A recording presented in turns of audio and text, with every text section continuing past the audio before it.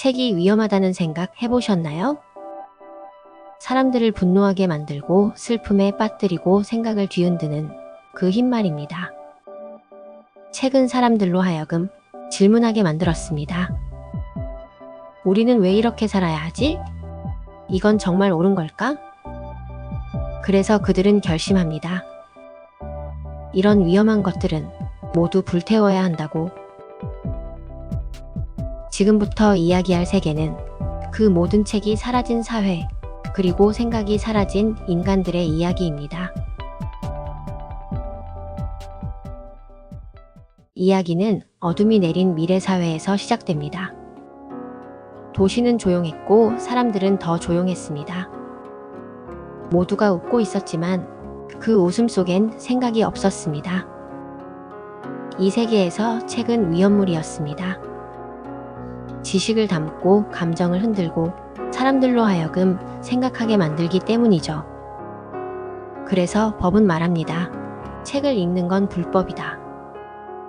책을 숨기는 것도 그 내용을 말하는 것도 금지. 이 사회의 질서를 지키는 건 바로 소방관들입니다. 하지만 그들이 하는 일은 불을 끄는 게 아닙니다. 불을 지르는 것.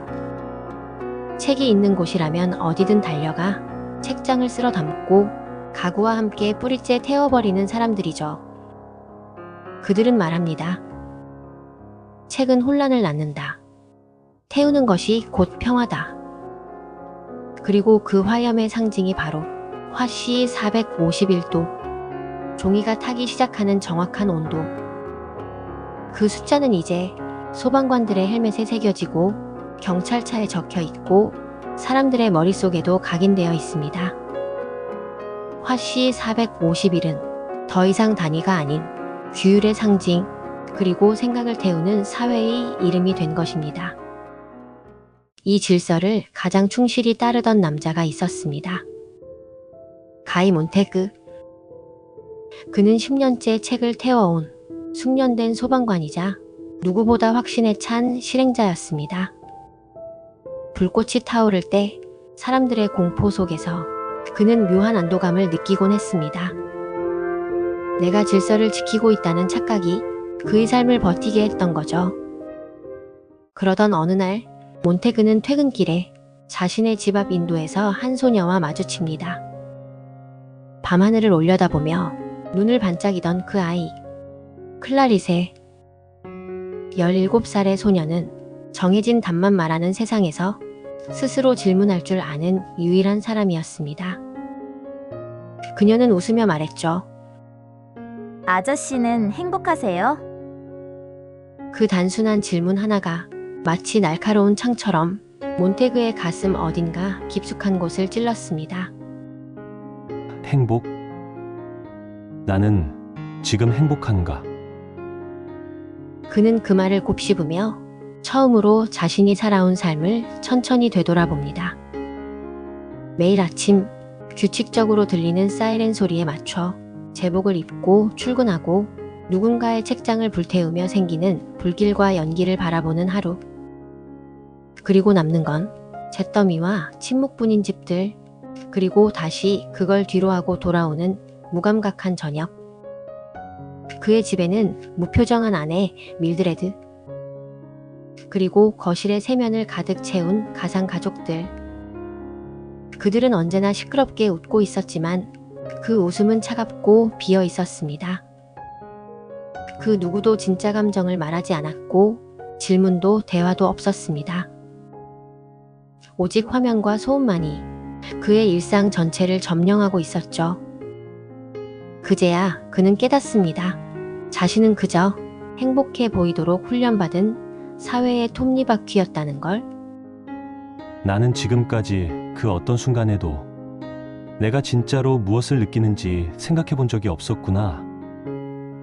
클라리세의 질문은 그를 멈춰 세웠고 그의 내면 어딘가에서 오랫동안 닫혀있던 질문의 문을 열게 만들었습니다. 그리고 그 문 너머에서 그는 처음으로 진짜 삶이란 무엇일지 궁금해지기 시작했습니다. 그날 이후 클라리세는 마치 거울처럼 몬테그에게 새로운 시선을 열어주기 시작합니다. 그녀는 말합니다. 빗방울 냄새를 맡을 줄 아세요? 아저씨는 나비를 본 적 있나요?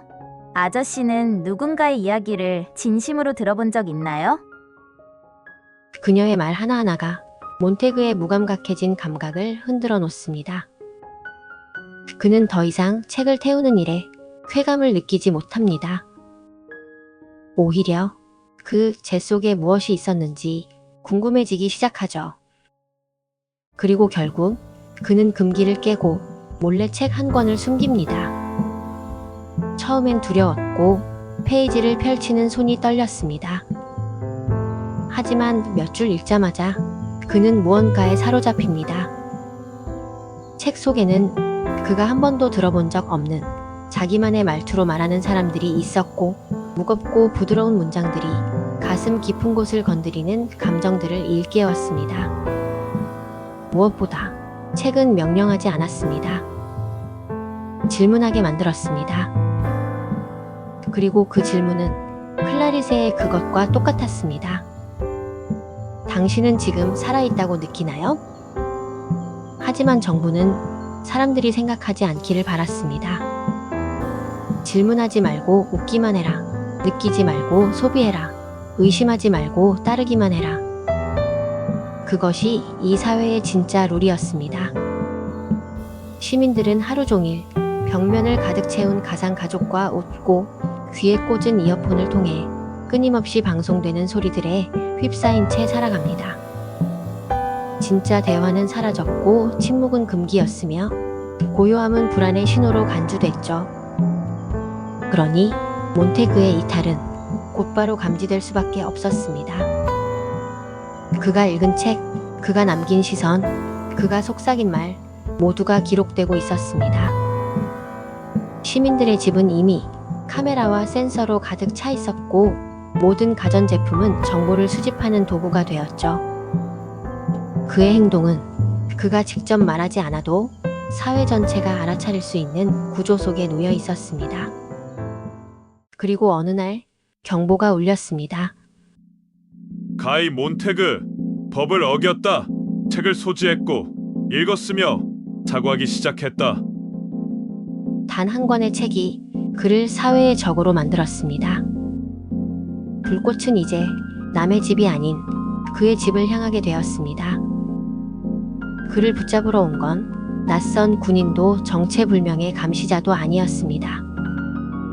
바로 그의 동료 소방관들, 같이 웃고 같이 불을 질렀던 사람들, 같은 헬멧을 쓰고 같은 규칙을 외우던 이들이 이제는 그를 잡기 위해 총을 들고 있었습니다. 그들의 얼굴엔 표정이 없었습니다. 마치 자동으로 움직이는 기계처럼 침묵 속에서 그를 에워쌌습니다. 그리고 그 무리의 가장 앞에는 그의 상사 비티가 서 있었습니다. 비티는 조용히 말합니다.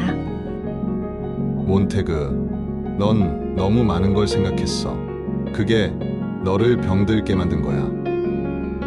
그리고 그에게 성냥을 건넵니다.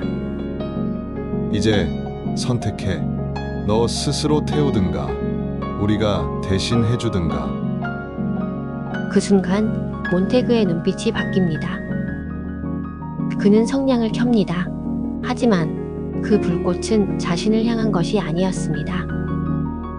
그는 마지막 저항처럼 불을 던지고 달리기 시작합니다. 뒤에서는 총성이 울리고 화염과 파편이 터져 나옵니다. 사이렌 소리가 하늘을 찢고 드론이 그를 추적합니다. 그는 모든 걸 버리고 길을 벗어납니다. 자신이 알던 도시, 자신이 믿었던 규칙, 자신이 살던 집 모두 버리고 달려갑니다. 가슴 속엔 단 하나, 책 한 권과 자유라는 말. 그를 쫓는 건 사람이 아니라 체제였습니다. 생각을 용납하지 않는 사회, 그 전체가 그 한 사람을 말살하려 달려들고 있었죠. 그 밤 몬테그는 숲으로, 길도 이정표도 없는 어둠 속으로 사라집니다. 그리고 결국 불길과 연기가 도시를 집어삼킨 어느 날 밤, 몬테크는 외곽의 강가 숲속 어귀에 다다릅니다. 그곳은 TV도 벽화면도 감시 드론도 없는 곳. 고요하고 어둡지만 이상하게도 숨이 트이는 곳이었습니다. 그가 도착한 곳엔 낯선 사람들 몇 명이 모닥불을 둘러싸고 앉아 있었습니다.